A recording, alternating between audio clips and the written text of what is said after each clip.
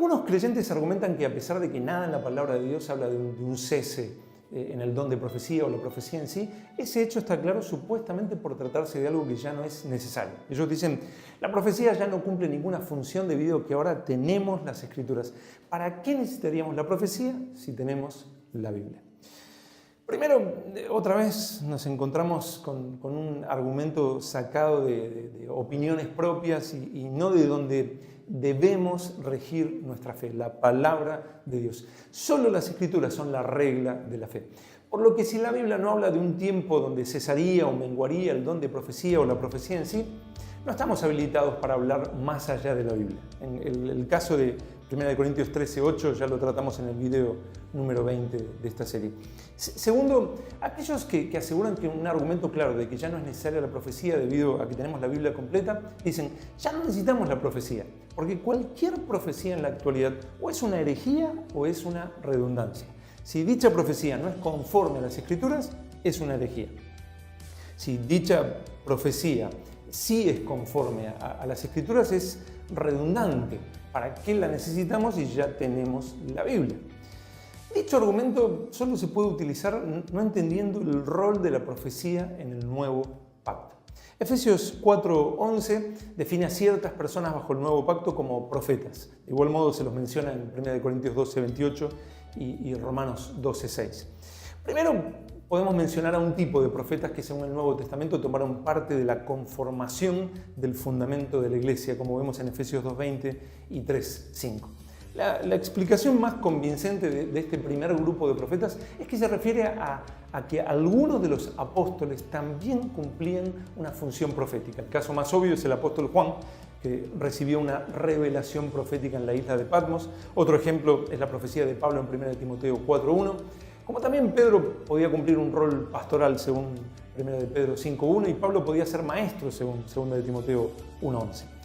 De esta manera, no solo las enseñanzas de Jesús fueron registradas por lo que los apóstoles recordaban de forma natural por haberlas visto y oído, sino también por revelación del Espíritu Santo, cumpliendo así las palabras de Jesús cuando dijo, cuando venga el Espíritu de verdad, Él os guiará a toda la verdad y os hará saber las cosas que habrán de venir. Él os enseñará todas las cosas y os recordará todo lo que yo os he dicho. Así también el apóstol Pablo recibía el Evangelio directamente de Jesús y es puesto por ministro y testigo de apariciones y revelaciones dadas por Jesús mismo, así como el Espíritu Santo le reveló que los gentiles son coherederos juntamente con los judíos. Pero luego también encontramos profetas con un ejercicio del ministerio diferente que solo incluía un aspecto congregacional de edificación, exhortación y consolación, como vemos en 1 Corintios 14:3 y Hechos 15:32. En este caso, aún mujeres a las que el apóstol Pablo no les permite ejercer autoridad ni enseñar, 1 Timoteo 2:12, sí se les permite profetizar, 1 Corintios 11:5 y Hechos 21:8. Así podemos hablar, como explica Wayne Grudem, no de dos tipos de profecía, sino de dos formas de ejercer la profecía, como los apóstoles y luego como profecía congregacional corriente. La profecía ejercida por los apóstoles era diferente, no precisamente por el tipo, dice, ni de muchos modos, sino solamente en cuanto a su autoridad. La profecía ejercida por todos los demás cristianos en las iglesias locales era corriente y común. De esta manera, Wayne Grudem, resaltando esta distinción, escribe, cuando la profecía es hablada o escrita por un apóstol, entonces las palabras tienen autoridad sin par, una autoridad divina absoluta. No creer o no obedecer la profecía dada por un apóstol es no creer o no obedecer a Dios. Esa es la misma razón por la cual las palabras de un apóstol pueden ser asentadas por escrito e incluidas en las Santas Escrituras. Tienen la autoridad de la Escritura.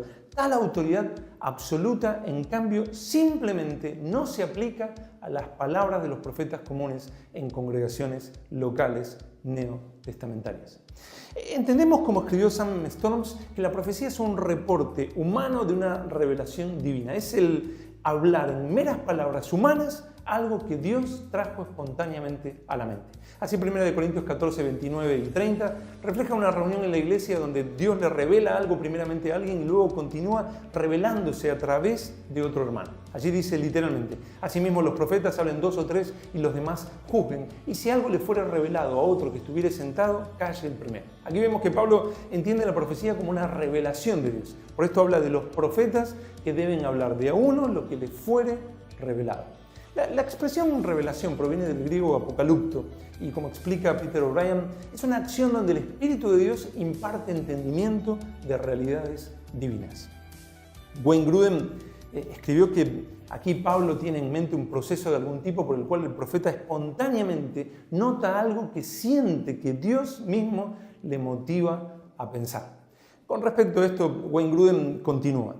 Alguno podría presentar el argumento de que el hecho de que la profecía del Nuevo Testamento se base en una revelación de Dios implica ineludiblemente que el profeta hablaba con el respaldo de la autoridad divina a las palabras mismas. En realidad, dice, no necesita ser este el caso. Varios ejemplos de los términos revelar y revelación demuestran que el informe de una revelación puede a menudo tomarse como portador de la autoridad de palabras meramente humanas, de manera similar a la autoridad que uno reconocería en un sermón o el consejo de un cristiano maduro, etc.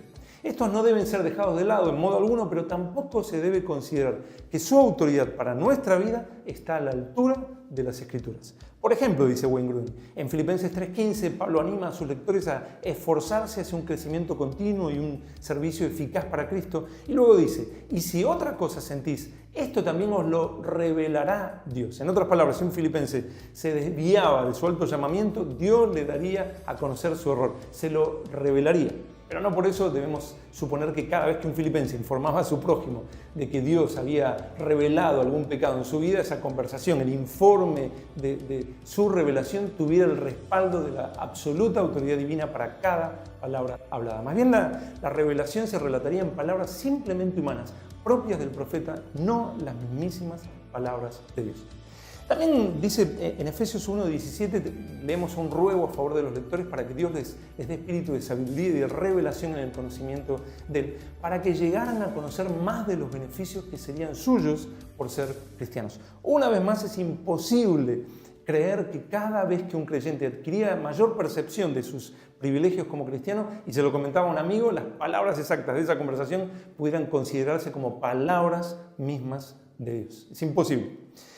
Eso sería el informe de lo que Dios había revelado a ese cristiano, pero el informe de ello tomaría palabras meramente, puramente humanas. De manera que los términos revelar y revelación, dice, por sí mismos no indican de manera alguna que se considerara que los profetas en 1 Corintios 14 hablaran con autoridad divina en cada una de sus palabras. Específicamente, dice Wayne Grudem, el término griego apocalipto en 1 Corintios 14:30 no exige que un profeta cristiano, al transmitir algo que Dios le había revelado, estuviera pronunciando las palabras exactas de Dios.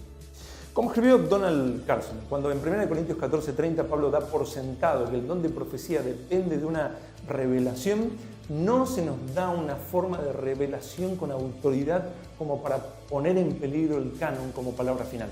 Proponer esta interpretación, dice, es confundir la terminología de la teología sistemática protestante con la terminología de los escritores bíblicos. Te invito a ver el siguiente video donde vamos a seguir tratando este tema que sin duda es controversial, pero también es muy útil e importante.